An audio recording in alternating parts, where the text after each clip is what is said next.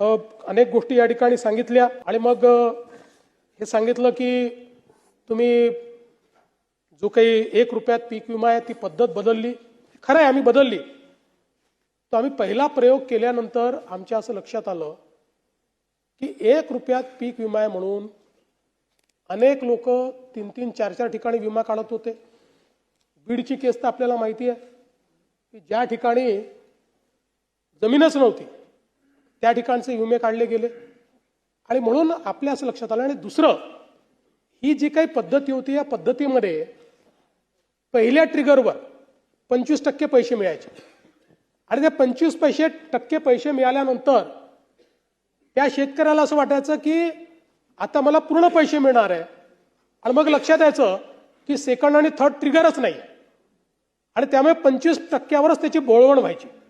आणि म्हणून ही एकूण जी काही पद्धत होती ही पद्धत ट्रिगरची ही शेतकऱ्याच्या हिताची नाही हे लक्षात घेऊन आपण त्या ठिकाणी ती पद्धत बदलली. नवीन पद्धतीमध्ये आपण आलो. नवीन पद्धतीची विमा पद्धत आपण केली आणि काही ॲश्युरन्स पद्धतीमध्ये देखील आपण गेलो आणि त्या पद्धतीनं आपण आज आपल्या शेतकऱ्यांना मदत करतोय. आणि मला सांगितलं पाहिजे की मागच्या वर्षी ज्यावेळी आपल्या शेतकऱ्यांवर संकट आलं त्यावेळी आपण आपल्या शेतकऱ्यांना जे रोख पैसे दिलेले आहेत त्यांच्या अकाउंटमध्ये ते 15,472 कोटी रुपये हे थेट शेतकऱ्यांच्या खात्यामध्ये, पीडित शेतकऱ्यांच्या खात्यामध्ये आपण दिलेले आहेत. आणि म्हणून आणि डीबीटीच्या माध्यमातून दिली आहेत. त्यामुळे मला असं वाटतं की शेतकरी जिथे अडचणीत आहे आणि कर्जमाफीच्या संदर्भातही आम्ही स्पष्टपणे सांगितलेलं आहे की आम्ही समिती तयार केलेली आहे, त्याचा अहवाल अपेक्षित आहे आणि आम्ही कर्जमाफीच्या संदर्भात जे काही आश्वासन दिलेलं आहे ते उचित वेळी आम्ही पूर्ण करणारच आहोत.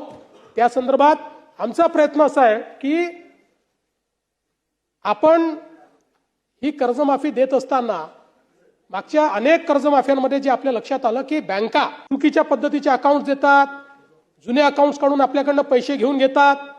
आता आपण ॲग्रीस्टॅक म्हणजे 100% शेतकऱ्यांचं आपण त्या ठिकाणी नोंदणी, त्यांच्या जमिनीची नोंदणी, त्यांच्या सातबाराचा सगळा अहवाल अशा पद्धतीनं आपण एक शेतीचा डिजिटल रेकॉर्ड तयार केलेला आहे.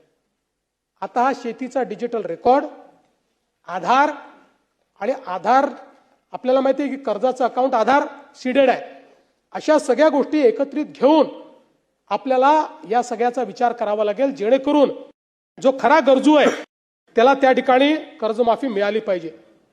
आपल्याला माहिती आहे की मोठ्या प्रमाणात आपण त्या ठिकाणी खरेदी देखील केलेली आहे आणि आता मका खरेदीमध्ये आपलं टार्गेट वाढवून दिलेलं आहे. आपला प्रयत्न आता धान खरेदीची टार्गेट आपण वाढवून घेतो, त्याही संदर्भात आपलं बोलणं चाललेलं आहे.